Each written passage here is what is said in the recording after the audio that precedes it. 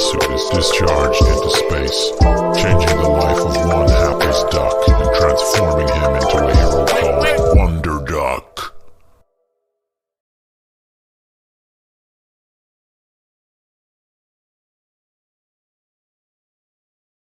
What's up, George? What's going on in the House of Crease tonight? In the House of Craze tonight, we have a very special guest, Mr. John Celestri. He is going to be on the show talking about his book called Bloodwing Angel, which is on demand right now on Indiegogo. He's going to have a campaign coming out, and we're going to be talking about squeaky wheel and comics, and find out. It's coming up.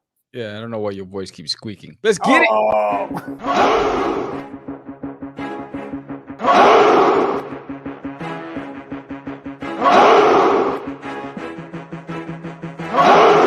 We are the only show for independents all around, giving you a platform to spread your word all over town. Catch the Craze is the place to promote to your fans with the dream of Medina and Sam the Crazy Man. Subscribe to our show and never miss an episode. It's time to get your mans, listen to us on the go. Updated every week, we never miss a day. Join the squad, come on in. It's time to catch the Craze. If you are an independent, catch the Craze. Making moves on your own, catch the Craze. On your grind in the streets, catch the Craze. Join the movement, catch the Craze.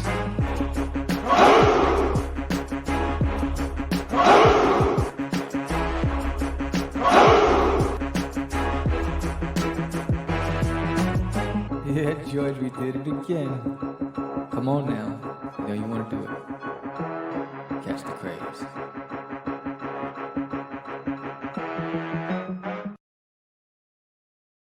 Welcome to Catch the Craze podcast. I'm your host with the most, Sam the Crazy Man Vera, and I am with George, the Dreamer, Medina. Wow, that's this week. Welcome, everyone, to another exciting episode of Catch the Craze. It is March 25th when this will be airing, and we have a very special guest, as I said in the soft open. Mr. John Celestri will be joining us. For those who don't know, big-time animator, okay? And he's going to be joining us on the show. Big time, man, big time. Yes. Bloodwing Angel is the new project that he's got. But before we get to that, and I'll get your meds and all of that, please subscribe to the channel. Make sure you hit the like button, comment, hit that bell so that you know when the shows are going to come up, as they come up every Friday. Where we talk about this. We have shows throughout the week. Sam can tell you a little bit more about that. But what's going on, Sammy? What's happening? How you feeling? What's happening? So, this is a pre-recorded episode, and I happen just to be looking at, because during the time of this recording, the Kickstarter is on. Correct. And as I was looking at it, this number 7 is significant. Number 7. So at the time of this recording is 7 days, right? Correct. And at the time of the course, it said 67 backers, again with the 7. Mm-hmm. And then it says about 1643 in pledges. So if you take 4 and 3, that's 7. And if you take 1 and 6, that's 7. That's 7. I was like, yo, that 7 is significant. It's pretty dope. Right. Anyway, yeah, that was that. But so you got Wonderduck coming up. What's going on with that, buddy? Yes, indie news. Let's hit it. Let's get to it. Those buttons. I don't even know what indie news is. You know what? Everything looks the same.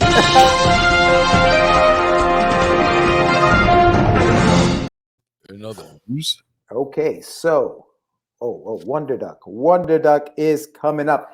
We're about a few months or a few weeks from the launch of the campaign. And so if you have already, here, let me put this up. I don't know if you can see it. That is very nice. That is the print that anyone who signed up for the pre-launch campaign, which is on right now. If you go to the show notes, you can click on the link. It'll take us to the pre-launch page. Anybody who signs up will get that print that I just showed you as a PDF in their email. So just send me your email and I will send you that. Now, when the campaign goes live on May 4th, if you do pledge and you pledge to a physical tier, I will send you this print, 8x10. All right. You can do this to it if you want. I did this myself. I framed it because I'm a freak like that. I don't know why it's blurry, but whatever. So but for those, and that's exclusively for the people who have signed up for the pre-launch page. That's exclusively for you guys and whoever has sent me their email and told me that you guys signed up. So make sure you let me know. Don't just sign up and I don't know who the heck you are. If you signed up, let me know so that I can send you that PDF. And then if you pledge, I can send you that exclusive print. So that's what's going on with with Wonderduck, as you guys saw in the opening, quack quack. I mean, I love that little track. Big shout out to Mr. Morgan Wade, who did that music for me. I mean, it's completely not even. I don't think it's got anything to do with Wonderduck, but I just thought it sounded really cool. It's mellow, it's chill. So there it is. There it is. But yeah, so that's what's going on with Wonderduck, man, and I'm excited. I can't wait. I know that the campaign for Duty was funded, and you should. It's the 25th. So by this, I mean, listen, we're in the past, recording for the future in the present. So we don't know where you are as far as the total amount, but we won't know when you will get that money. Usually it's 2 weeks after the campaign ends. Yeah, it's about 2 weeks after the campaign ends. So the campaign ends on the 8th. Right. So I'm thinking about the 22nd is when I'll have it. Where usually around, say, the 22nd. So like the 9th, the 20th, I'll get an email from Kickstarter. Expect to see it in the next couple of days in your account. And then it should be fine. Can you? Right. And you're gonna get updates from Sammy, because Sammy is good with the updates. So you'll be getting updates as far as that goes. And yeah, so that's what we got going on. I mean, listen, it's gonna be a very busy next few weeks, next few months for us. And and right after Wonderduck, we'll go into the next campaign, which is what it is. Nowadays, since we can't really go out there and meet the people, we got to do other things like crowdfunding campaigns. We choose. Because, everything is what was it catch and go, whatever it is. I think you call it Touch and go. touch and go. There you go. See that? It's like I got you. I think you don't know, and then what happens is a lot of the small shows they book fast and they sell out fast, and so so you're forced to do the bigger shows, but every state has its own limitations and restrictions, and you have to adjust to those things, and then you have to determine whether or not it's worth it based on destination, cost, all that other stuff. So right now we'll see what happens as far as appearances for 2022. So I'm excited to see what happens with Wonderduck. The sign up has been really significant, so that's pretty cool. And I'm hoping that if you backed this name in my toy, that you went and signed up for Wonderduck as well. Yeah, I mean, it's and for those who don't know, obviously when the campaign goes live, at the very bottom you will see what else we got coming up, because we're trying to just build a fan base, because that's what indies we have to do. We have to just build our fan base, and hopefully you guys will come on for the ride. And I mean, listen, Duty, had a very big, I guess, backer support. Right, there were a lot of backers. I think the dollar amount doesn't reflect how many people actually wanted to get the book. At least not right, even to as we record this today. The dollar amount doesn't reflect the amount, because there have been, I mean, I'm hoping that by the end of it, again, we don't know, but I'm hoping that by the end of it, we'll have at least 100, backers, readers of the comic. And it's very important, and just for everybody who supported There's a Nail in My Toilet, it's very important for us as indies, when you receive that book, that you let people know you received it and that you loved it. Photos, posts. Just give us feedback so that we know how it's. It's very different. My experience with supporters on Kickstarter is that the communication is very limited. It's like, I backed it, I got it, I read it, I moved on, I'm going to the next one. When you go to conventions, is different. When you meet the people, it seems like they're excited to want to find you on social media, let you know how they enjoyed it. It's very different, I think, because there's a human connection there. And I think with Kickstarter and crowdfunding, it's very transactional, so it's hard to establish that foundation and that relationship. So I think you have to work twice as hard to make that connection. What I'm hoping will happen is that get to meet some of the backers when we're at conventions and say, hey, I supported your campaign, I got the book, I really enjoyed it, because it really means a lot to know that you enjoyed the work. And but it's I see that it's very different, the relationship between crowdfunding supporters and Comic Con supporters. Right. Very different. Yeah. No, it's true. It's funny, because we were talking about that earlier today, where like you found a message from a father and son, right, who ended up going to ZoloCon, which we did last year, bought a copy, because you still had some copies of the old version of the book This is The this was graphic novel, before- yeah. Oh, it was the graphic Black novel and white, before, yeah. before it was remastered black and white, and they really enjoyed it, and they wanted to let you know that they enjoyed it. Yeah. In a message, which is awesome because you don't normally get that. You know what I No, mean? no, and that's the hard part. It's you get it when when you meet people at the shows again. I Correct, guess it gets because I think what happens is I am literally excited when I meet somebody who wants to invest in the book and say, you know what, I'm going to I'm going to buy this, and so I get excited, and so for me, I start talking to them. I start establishing a relationship, and um, I take photos, handshakes, all that stuff, and Mhm. I'm a very touchy-feely guy, Oh, and full of energy, right? Stop acting up, all right? yo, And I'm gonna listen, make that call. don't touch me. My boy's ready. He's ready. He's got the squad out there. So, so, Damn. um, so I love the engagement. Again, it's very different. When it's almost robotic when you're doing, because I don't know if they associate the person with the property, because they're looking at a computer screen, they're selecting the item that they want to get. Boom, it gets delivered to them. Thank you. Have a nice day. That's it. That's the extent of the relationship. So we're trying to, I guess, close the gap and improve that relationship with crowdfunding supporters. Yeah. Hopefully, the supporters become fans, Right. and that they continue. Yeah, because when it's a one issue number one, people come out, they want to support you for issue number one. You know, when they come back for issue number two, then you're building something. Yeah. Yeah. It's true. It's true. It's that second issue. We talked about that in one of our previous shows. It's that second issue that really lets you know how they really felt about what you're doing if they come back to get it, right? If they come back to pick up that second book. Right. Because your family, your friends maybe support the first one. It's not, it's not really, it's people it's like, oh, they're excited because it's your first book. And then there are a few people who don't know you who support it. Say, all right, he's got a little bit of, it's like when you're at a convention, I'll say, and people see a crowd around your table, right? They're like, oh, what's going on over there? They want to come to the table to see what's going on, right? Same thing. When the more pledges they see, the more like, oh, let me check that out. I mean, these many people supported it. Maybe there's something to this. And, they kind of follow along and do that. It's important that we know, though, by that comment or that post, whether or not you enjoyed that book and what it is that, that you enjoyed, just feedback. I think feedback is important in anything, especially when you're doing something creative like this. So I'm excited. I can't wait to see the book in print. It's been remastered. So for anybody, because listen, for those who don't know, there's an Alien in My Toilet. It's a book that Sam created back in 2005. So this thing's got long legs. It's been around for a minute, but it was remastered. Now back in 2005, 2006, I did the coloring for it and I did the lettering for it. Now, obviously, I've evolved as a letterer. So we decided, you know what? Why don't, and as a colorist, I mean, I was amateur. I was amateur hour at the time. So Sam hired a colorist, decided to recolor it, did that. And then I was like, you know what? Let me re-letter it.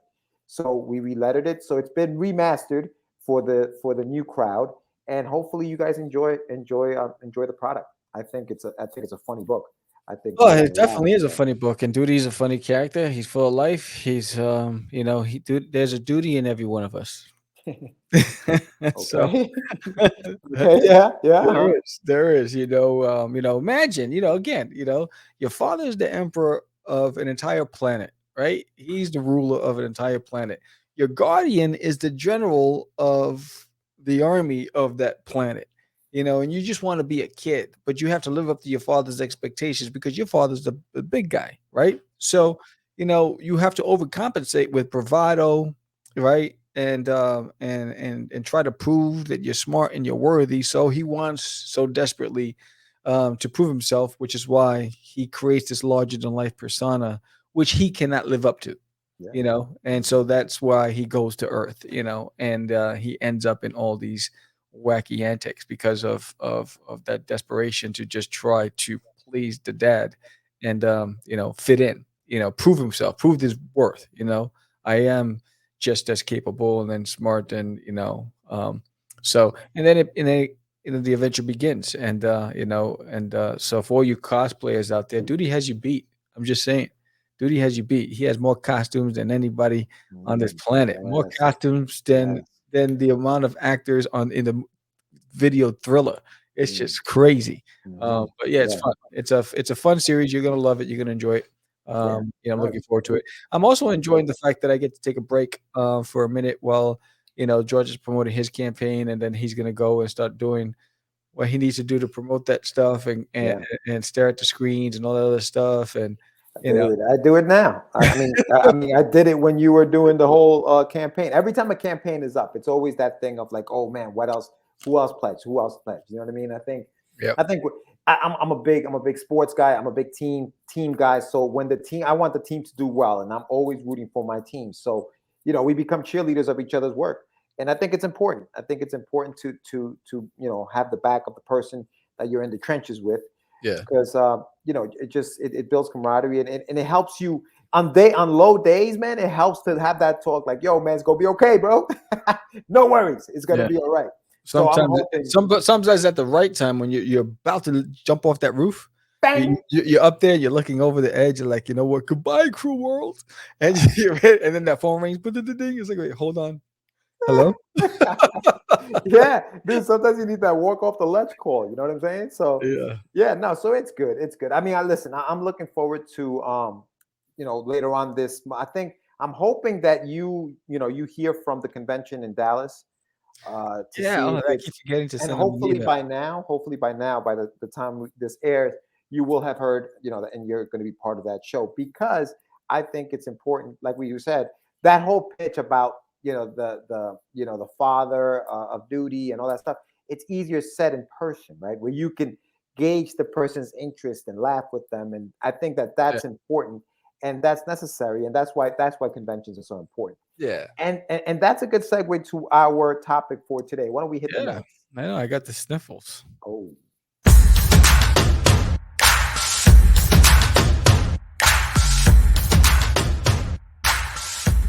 It's time for your medicine. Squeaky wheel gets the sale. What do you mean by that, George G. Medina? All right, so for all of you young whippersnappers out there, the guys and the gals who are going out into conventions for the first time, and you're going out into convention, you're excited and you're a little nervous, and maybe you're a little more reserved. You're not as, you don't have the personality that, you get up and you talk to people. When I say the squeaky wheel gets the sale, I know the saying is the squeaky wheel gets the grease or gets the oil or whatever, right? And basically what I'm saying is, if you don't speak up, if you don't let people know that you have this book behind the table, nobody's going to come to your table. Nobody. It's going to be a lonely 3 days. So the squeaky wheel you have to be squeaky. You have to let people know you're there. And I know it's hard sometimes for us because as creators, sometimes we're introverts. Some of us, maybe not Sam, but some of us are. And so we kind of tend to lay back and chill and, okay, no, they'll come. No, they're not going to come. If you're sitting there just kind of quietly looking at your book or looking up at them, they're not going to come. You got to say, hey, I got something for you. What we've used in the past are the icebreakers, right? Which are like those, 5x7 cards that we hang out to people. Because the minute you stretch your hand out to give them something, they got to kind of get closer, and then boom, you got them. Hey, come check this out, kind of thing. Some people will just walk by and say, hey, see you later. That's what happens on the neighborhood when they jack you up. I'm just saying. But you got, now here's the thing, right? The squeaky wheel. We talk about the squeaky wheel. Sometimes you can be a little too loud sometimes. And sometimes that can turn people like off. Overbearing and obnoxious. Yes. Yeah. So you have to be careful. You're damned if you do. You're damned if you don't. Yeah. It's like, do I? Don't. What's crazy is because I never realized it until I see myself walking by and I'm like, I'm a pretty big dude, right? So I have to make sure that I have a larger than life persona and that I'm using my smile and my eyes to create a warm and welcoming and inviting environment. Because, if I stand up and there's this little kid with the mom and the mom's 5'2" and the kid's like, they're like, it's like you rang. It's like, mommy, it's over. Yeah, yes. You better smile. So I have to make sure that I'm using all of my physical attributes to be able to send the message to them that this is a safe zone. I'm a fun guy. You're gonna have fun when you come to this table. And that's important, because if I'm sitting there and I have a menacing look on my face, they're gonna be like, "Oh hell no! Look at that massive dude with that mean mug. I'm not going over there. Why is he at a Comic-Con? Shouldn't he be like in the ring wrestling?" It's like I have to make sure that I portray the image of, especially of the product that I'm trying to sell. Yeah, yeah. But you have to do it in a way where it's not, like you said, overbearing. So, when we talk about how loud should you be or how in people's faces should you be, you have to kind of know, when you've gone too far. Yes. I remember we were at a convention one time, and and one of the people that were with us, they were just loud, dude. Like they were to the point where, and sometimes it gets to the point where it's like you're with your neighbors, and it's a neighborhood, right? You gotta chill sometimes. Don't get too crazy. Don't get too crazy, especially when you're pulling people from other people's tables. Some people like that. Easy. Yeah. Oh, when they take them from your table. Yeah. Easy. Yeah. And it's like, you don't want to go call the boys like, yo, because you're like, yeah, what are you doing? So I think, that desperation, because what happens is, especially when you have people that are, they're like, they have to make their money back. So they don't care how unscrupulous they are, and cutthroat they are. They're going to try to, take the food off your plate. Yeah. That's a no-go, and one of the things when you have that obnoxious person, just let the convention promoter know, yo, these guys keep on coming to my table. Sam said, snitch. Make sure you snitch. Have the promoter's phone number in your phone. Let them deal with it, because then you're gonna end up being the bad guy, because they're gonna push a button. You know what I mean? So you don't just that's what the convention promoters are. It's like, look, I'm trying to establish a rapport with the people that come over to my table, and they keep coming over and snatching them up before I even get a word out. And let them talk to them about etiquette, and just basic common respect of your fellow neighbor. That's there, because you're gonna get all sorts of them. You're gonna get the ones that are like, leave the table for an hour. Can you watch my stuff? And they're gone for an entire hour. I'm busy trying to promote my stuff. You think I'm gonna stand there looking over my shoulder saying, is there stuff still on the table? Did someone take it? No, it's like so it's crazy. But yeah, you do have to be a salesman, and you do have to use your smile in your eyes, and you have to read the signals of the people that are approaching your table to understand how to approach those people, because some people are very apprehensive. Some people don't even want to be engaged. They want to come over and look at the book, and they don't even want you to talk to them. That's hard, because you're like, hey, how's it going? It's like, oh shit. Well, and now it's getting even tougher, because like for a while, I mean, even the last couple of conventions, you had to wear this mask, so your mouth is covered. You can't hear what people are saying. So like, did this person say hello? Did he say hello? I can't get too close to them because we got to be 6 feet apart. Like, it's gotten very, very difficult, in the last, few years or whatever, a couple of years. So, you've had to do different things. But I think that what's true and what stays true is you have to be engaging. No matter, you decide how you're going to do it. But I think you have to be engaging, but not overpowering, not too loud. Not to the point where you're taking people from other people's tables before they're done making their sale because your stuff looks good. Just because somebody looks over at your table, that's not the green light to say, hey, no, come here. Oh, you know what I mean? I'm going to go in. Uh-oh. So this is not going to be very popular with you artists out there. So, oh my God. So you writers, that hired an artist, or you're working with an artist, and you're going to do a Comic-Con together. Artists, just because you did the work in the book doesn't mean you have to keep your head down the whole time you're sitting at the convention and you're drawing. You had all that time to do that at home. The only reason why you should be drawing, if someone came up to you and wanted to do a commission, that's the only time. If your head is down the whole time you're at the con, stay home, because you defeat the purpose. The purpose is going over there, selling your stuff, trying to build a new fan base, networking. You should be head up, standing up, connecting. And it's like when you go there, and it's an hour before the convention starts, their heads are down. The doors open, their heads are down. The whole time their heads are down. What are you doing? Wake up. It's like, lift your head up. It's like, I'm going to call your mom. So that's what I'm saying. I know some people are introverts, and I know some people may be shy, and it's hard to make eye contact and stuff like that. If that's the case, and Sam's got a good point. If that's the case, and you know that that's how you are, who you are, don't even go. Don't go. Don't go. Do Don't not go. go. It's a And waste of money. And if you do go, again, yeah, maybe bring somebody with you that's gonna be that salesperson, so that you can sit down and do your drawings, and because sometimes people like to look at what artists are doing at their table too. You know what I mean? Like, But I think you still need somebody there. If you're gonna be that guy or that girl, you need to, bring somebody with you. Yeah, there's some smaller local waste. shows that I plan on doing, and I know that I'll be there by myself. So Yeah. I know that if it's a 2-day show, that commissions will be given on the second day. So I'll take the orders at the con, and I will deliver them the second day. So on the first day I'll take orders, and the second day I'll deliver them. But I don't want, if I'm the only one sitting there, there's definitely no reason for me to be doing any commissions while I'm sitting there. So it's like, look, hey, I'd like to, yeah, I'll bring it tomorrow. I'll work on it tonight after the Right? con. Yeah, yeah. Of You know what I course. mean? Because Yeah. you have to, I don't want to have my head down and lose potential customers because I never paid attention to them, and they're like, look at this guy, another Especially freaking when you're by artist with head yourself. down. Yeah, Huh? especially when you're by yourself. Yeah, when you're by yourself. So I Yeah. know that. So I have to think about ahead of time. So there's always a way around it. Brian Kahn was great at taking the commission orders, Yeah. going to the hotel at night, working on all the commissions, bringing it back the next day. Boom, they picked up their stuff. They were happy. And then that day he took the, especially because we always did San Diego Comic-Con together. It's a 5-day event. So, every night he was doing 10 to 20 commissions. And he would stay up till 4 in the morning. He wouldn't go to sleep until they were all done. And that's that, because he wanted to make sure that he was standing and connecting with the population as he's trying to promote his work. Yeah.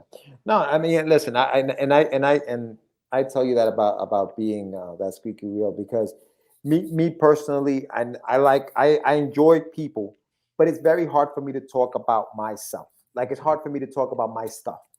But I have to get over that. You have to get over the fact, because you do have to sell yourself. You have to sell your product. You have to sell what you're doing, who you are. You have to.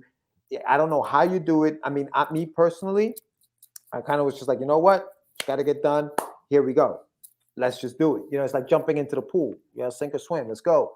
And you're perfected, because at first you sound awkward. At first you sound weird. You don't know. You're stumbling over your words. Prepare that pitch. Get that pitch ready. Know that pitch. Know the pitch of your book. That elevator pitch. 1-2 sentences that's going to grab their attention. Yeah. Bam. Get them. Yeah. If you know that you're not that guy who's going to be able to just on your feet think about, prepare it, prep it, know it, so that when you're there and they say, "Oh, what's this book about?" You're not like, "Well, So sometimes, okay, so in this book, okay, no, but I wrote it in 2000. No, see, like, you lost them. They're gone, because they don't want to be. You know what I mean? It's like, oh, okay, yeah, you don't know what it is. Have it ready. Have your pitch ready. Otherwise, you're going to lose people. But yeah, so that's the squeaky wheel gets the sale, Sam. I think our friend John has been waiting long enough. I think we should bring him in and talk to him, because he's got some interesting stuff to talk about. Yes. So. He's like, I'll give you your squeaky wheel, buddy. So, let's bring John in. Let me get this going. And what's up, Mr. Celestri? Hey, how you doing, guys? Good. Welcome to Catch the Craze. Thank you for waiting in the green room. In the green room. Was just we had enough refreshments. The Fritos and tortilla chips for sale. That's George. That's George. Oh. I always told him, yeah. Oh, John. So yes, welcome to the show. Thank you for coming on. Yep. For those who don't know, for those who've been living under a rock, please introduce yourself and tell us who John Celestri is. Okay. Well, you've said my name, so we know who I am that way. Let's put it this way. I've been a animator and comic book creator since the mid 70s. So we're getting close to 50 years now. Wow. So anyway, but during that time, I animated the first appearance of Boba Fett in the Star Wars Holiday Special. I animated on Rock and Rule. That's kind of like the Rocky Horror Picture Show of animation. Mm-hmm. You've got He-Man and She-Ra. I worked on Dragon's Lair and Space Ace, the first arcade video games. Worked on did a bunch of Batman commercials in the 1980s, and you could see those still on YouTube.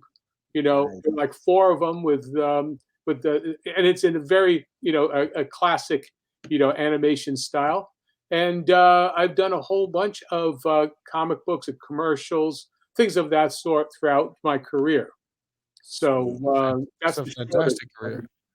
Oh, Um, John, I was talking to Sam before, like even before we came on the air, just when we were talking on the phone, and I was like, I can't even imagine, a little like 8 or 9-year-old George, right, sitting there watching She-Ra, watching He-Man, Yeah.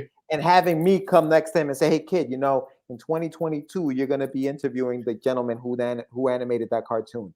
It would have been, I don't even know how I would have reacted.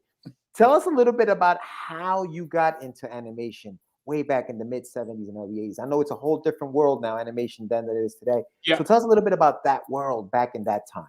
Well, back then, again, everything was pencil and paper.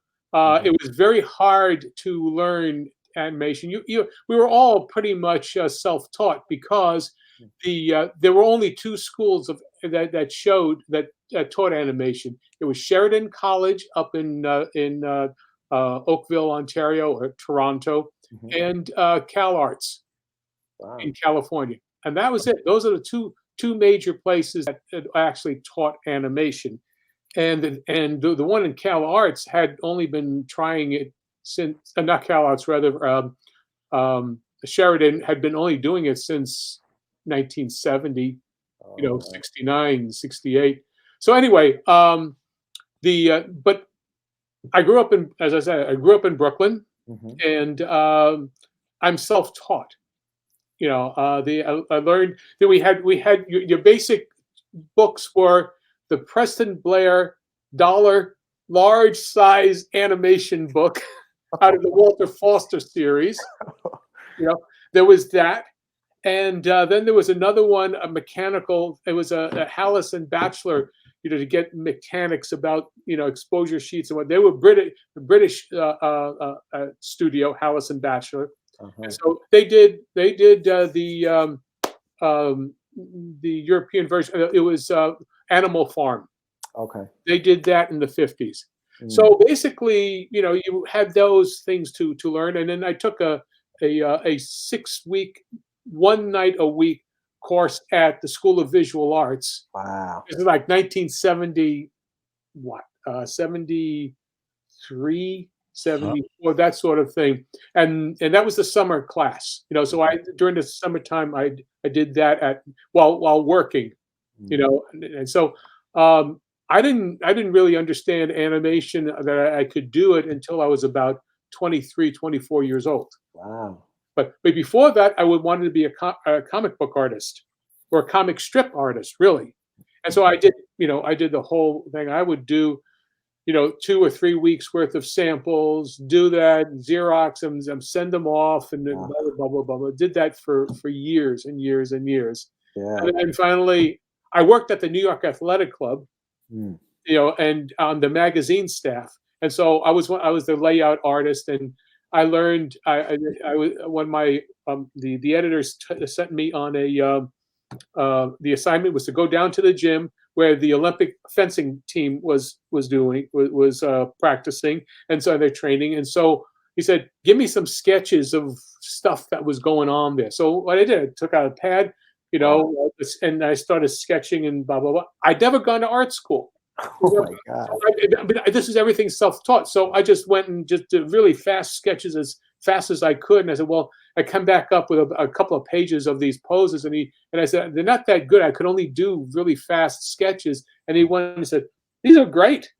You capture emotion, And I said, "So okay." So I learned I could do that. So anyway, eventually I got the animation bug hit me when I went to the 50th anniversary retrospect of Disney at Alice Tully Hall at Lincoln Center, and I saw Peter Pan, which I'd seen. I loved Peter Pan, as a kid, and that's when I went, "Oh, that's what I want to do."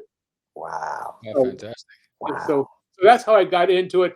Eventually, I got into New York. I I went to I did a whole bunch of reels for myself and samples and whatnot artwork, and I haunted every 2-man animation studio commercial house in Manhattan. You know, I'd go there and I'd show my stuff, and I showed myself and showed myself. They had nothing for me because they'd been working with guys for the last 40 years there, you know, and there hadn't been any new blood in 20 years. Wow. You know, yeah, there hadn't been new blood in 20 years. And why, anyway, why was that? Why was that, John? Why hadn't there been anybody? There was just no interest. Work. Oh, okay.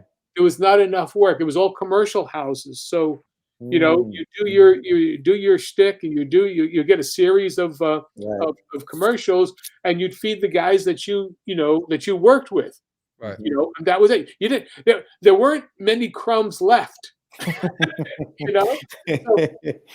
So what happened is that I was persistent. After about 18 months, of showing stuff, one guy who had, he really liked what I was doing. He said, okay, New York Tech, the school out in Long Island, they're doing a feature film called Tubby the Tuba. Old Popeye and Mighty Mouse, Terry Toons and Fleischer animators out there. So, but they need some young guys. So, hop on a bit. So that was what I did. I wound there. I showed them my work. I did that. I did the test and all that.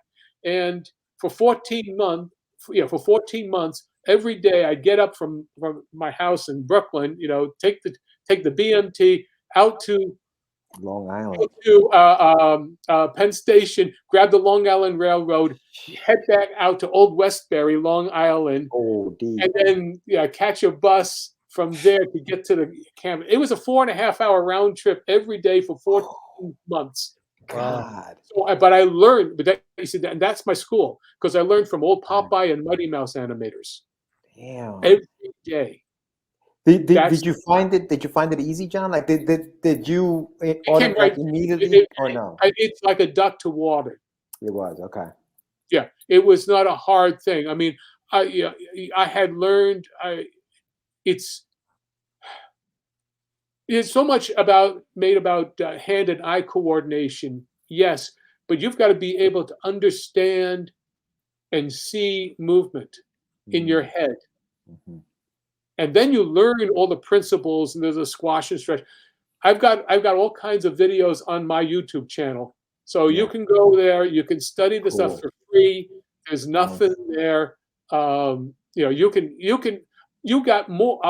get more than I had when I started. Listen, it sounds like it. I mean, there's nothing like. I mean, even today, there's nothing like on-the-job training, right? Like. Sometimes you just got to get in there and do it. And that's exactly what it sounds like you did. And it's amazing, man, because, you look at these cartoons and you look at, I grew up on that stuff, and it just looked incredible seeing it move. And what was your favorite project to work on as you were coming into this industry? What's like today, even till today, what is your favorite?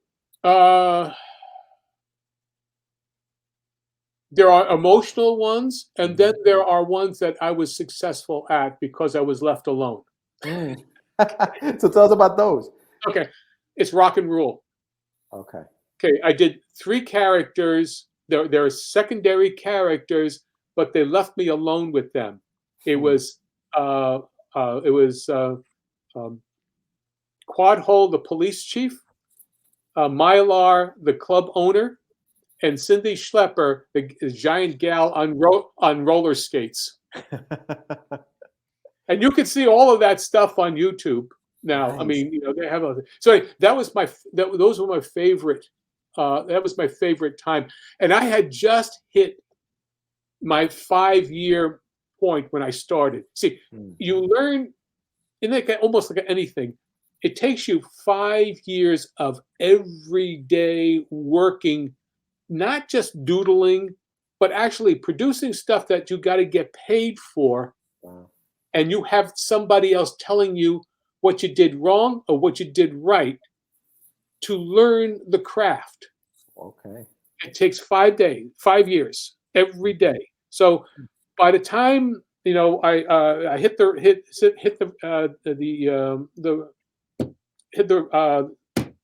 what is the 5-year word? mark. No, hit the road running. I mean, it was Oh, like okay. March 5th is the day, or March 3rd of 1975 is when I got my job at Tubby the Tuba. I remember that very strongly. Wow. And then from that point on until about in 1980, it was the 5 years, and that's when in 1980 March, whatever it is, I was working on I'd already directed, and I was working on Rock and Rule, and that's when I started doing Quad Hole, and I broke through. Right. But that was 5 years. Damn. So Every day. there's like, so you're talking about 10,000 hours of work, Wow. to get there. And people don't seem to understand it takes that amount, because you only learn the craft that way, and you're learning the technical elements of it. Right. But it's once you have the technical elements at your fingertips, Right. that's when you start developing as an artist. Because if you don't know what the tools are and what they can do, Right. and you have to do it without thinking, then you can start exploring. Yeah. And that's what happened from that point on. So, That's cool. it's long-winded, but that's it. No. And when you say they left you alone, John, do you mean that you alone animated those characters without anybody's help? Yeah, they couldn't direct. They didn't know what to do with the characters. So there was one. What was it? Quad Hole had an off. He had jobs. He had a thing to do. He was a secondary character. He was kind of a heavy, and so I did that. And and they gave me some direction, but I was doing some more stuff with it by him. And so I was just. They hadn't seen me do that to that level. Gotcha. Before, and suddenly, like even though I had directed there and I'd always been one of their top animators, Quad Hole was the thing that lifted me up above. Okay, I was starting to then I was doing classes to train others at Nelvana. We had some afternoon classes that I was doing, that I was teaching, notes and whatnot of that sort, handing out. After I did Quad Hole, they didn't know what to do with Cindy Schlepper. So they said, we don't know how to handle this. So here, do something with it. And it was that point, and then they left me alone with her. And so those are the things that only happen after, in certain circumstances, but that's, I hope everybody any artist, can have that experience of having a bunch of stuff that is still yours, and it's yours. It's nobody else's. Yeah, that's cool. Yeah. So there you go. And that's, that'll tell you, my attitude about everything else I do. Yeah. Oh, that's amazing, man. That's amazing. I think that when you're in the business and when you're in the industry, as long as you have, you see it change, right? You see it go from, like you said, pencil and pen or ink. I mean, paper and ink. Yeah. And now it's digital. At what point have you seen it from there? Are you still working in animation? Did you kind of just say, all right, you know what? Now I'm going to do my comic stuff. Well, it's kind of a strange thing. When I was at New York Tech, we were doing Tubby the Tuba. Across the campus, they were doing that to do the testing to see what the process of computer animation was going to have to deal with. Edmund Catmull was doing his stuff along with Alvy, whatever. Photoshop and Industrial Light and Magic came out of that experience. So we were on one side, the classical guys, and then they were over on the other, and it was back and forth. I see. So it was already starting. Kind of, they were already. They were looking. They were trying to. Dr. Shore wanted to do that. He was a big animation buff, and so he just went and he was doing experimentation for computer graphics. Gotcha. And that's what was going on there at that time. Johnny Gent, who was the big Popeye animator for Paramount, He was coming back from being across the campus, saying, "They've got me drawing with this bar of soap here, and I don't know. I can't connect the line here. If you don't connect this circle, the color just bleeds all over the place." Right, which is what it was, right? When you were coloring, you didn't close that circle, it was going to bleed. The thing about it is that you couldn't lift thing. It had to be continuous because you can't, it was the thing, but they still hadn't, gotten all the digital stuff, and so it was really tough to do. Oh, damn. So, go ahead, John. What were you saying? So I'm going to say is that I was steadily employed, every day from that March of that 75 until about 2001, and computer animation came over, and that was it. I was out the doors, kicked out. Damn, really? Because they didn't want to, they said I'm too old. By that time I'm like 50, 52 years old, 51 years old, and they wanted all the young kids, and 2D animation, 25 years of knowledge and whatnot, that was gone because we don't need you. Damn. Would do that. So from that point on, from 2001, I've been steadily reinventing myself. I took what I could do, storyboards, timing, things of that sort, and then started to develop my own projects for comic books and things of it. But it's only been in the last couple of years. I was trying. I kept developing my writing abilities, because during the 1990s, I worked with my wife and published a whole bunch of crime fiction novels. So I was learning the craft of writing story, on not small story, but novels. Right. And with character and development and personalities and things of that sort. Then also since I also knew motion picture writing, because all the animation is motion picture writing. Yep. I started developing, the ability to write, scripts and movies, and developed all of that way. So my approach to writing is very different from your average comic book artist. Gotcha. Yeah. And so then when did you develop Bloodwing Angel, which is the project that you currently have? I wrote that in a fit of anger and such in 2013 as a novella. Okay. I did that, so I have a whole section, a whole thing that I did as a novella. It's like 20. It was like 60 pages, and then so it's like a 20,000 word story that I did. And so I took that, and then I put it aside, and then the last 3 years, 2 or 3 years, I started to develop it as as a comic book approach. Gotcha. I did it originally as a once a week page for a web comic, and that didn't go anywhere. So I pulled that down and did some other stuff. But I started doing crowdfunding, and I said, okay, this is where I get to do things. Yeah. No, that's cool. And then so you went to Indiegogo.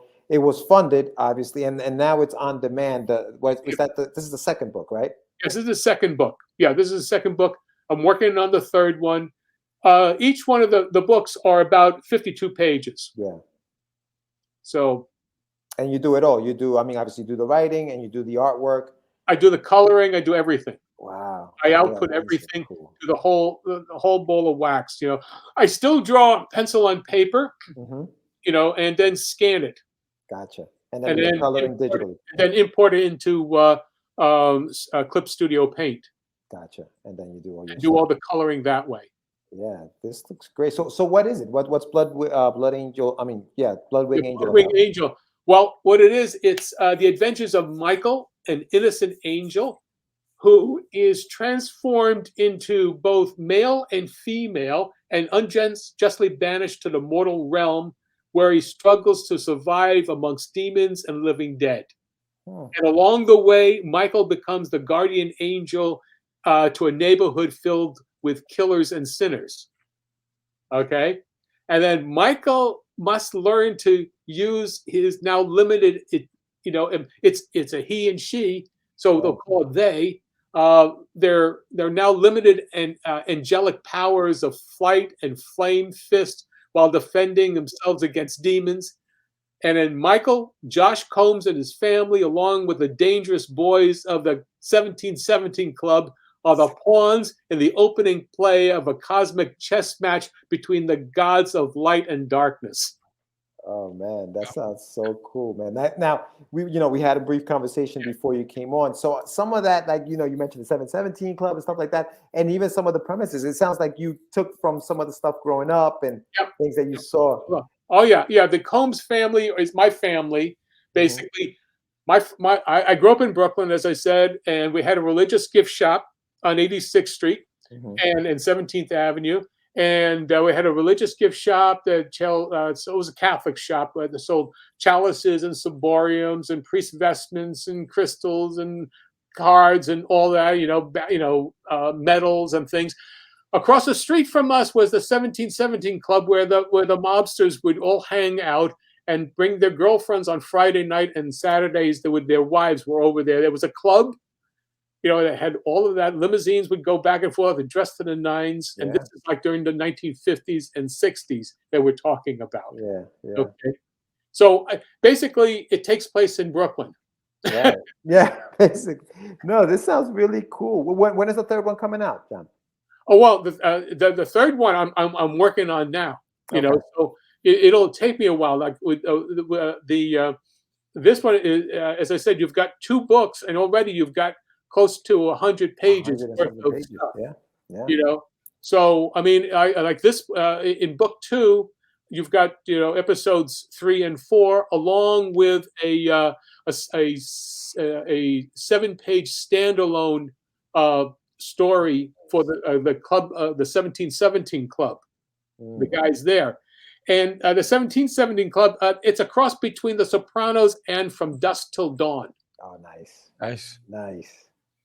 So, I'm giving everything I got into this series. It looks great.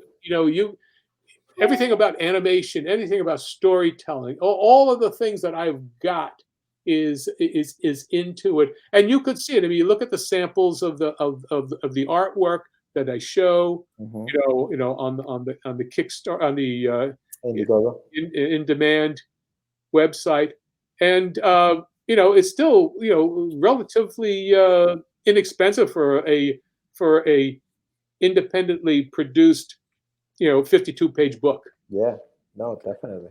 So John, give us the pitch. Tell us why they should pick up your book, and why should they head over to In Demand now and get it? Because it's the most unique story that you've seen, in comic books. It's mature. If you like heavy metal magazine, if you like stories like speculative fiction, supernatural heroes, mature stories, fantasy, horror, dystopian fiction, and classic 2D animation, it's all wrapped up in that. So fantastic. Get on over to the Bloodwing Angel Chronicles on In Demand, Indiegogo. And if people want to follow you on social media, where can they find you? You can find me at YouTube with John Celestri, or I'm on my Facebook page, John Celestri. I'm not going to give up that name. There you go. I wouldn't either. It comes with a whole lot of experience. Yeah. So thank you for being on the show. We definitely appreciate you. You're always welcome back to come on. Yes. And when you're ready to launch your next campaign, just hit us up. We'll get you on the show. Absolutely. Keep doing what you're doing. And you know what? Who cares what everybody says? You're never too old to create. Imagination is for everybody. That's right. Oh yeah. Don't let your age get in the way of it. You're always learning something, and you've got a lot to teach also. So absolutely. Absolutely. Here you go. Head over to his YouTube channel. You want to start learning, get your pen and pad and start taking some notes. Oh yeah. So thank you again. We appreciate you. And we'll talk to you soon. Okay. Take care. Take care, John. All right, that was another episode of Catch the Craze. That was John Celestri. Head over to his Indiegogo page. The link is in the summary. Everything is there for you to enjoy. If you like this episode, give us a thumbs up. Please subscribe if you haven't done so already, because when we grow, you grow. And the more exposure we bring onto the show, the more that our guests can expose what they do with their creative work. So I'm Sam the Crazy Man Vera. I'm George the Dreamer Medina. Don't forget to sign up. Yeah, and yes, right. Wonderduck is right around the corner, and we are out. It's just it's not. Crazy. Acquiesce. No, I was talking about my friend Acquiesce. Say my name, right? This is what you were thinking? Oh, He described me. He said, I'm the What? Catch the craze. You're listening to Catch the Craze. You're listening to Catch the Craze. To Catch the Craze. You are listening to Catch the Craze. On Catch the Craze. You're listening to Catch the Craze.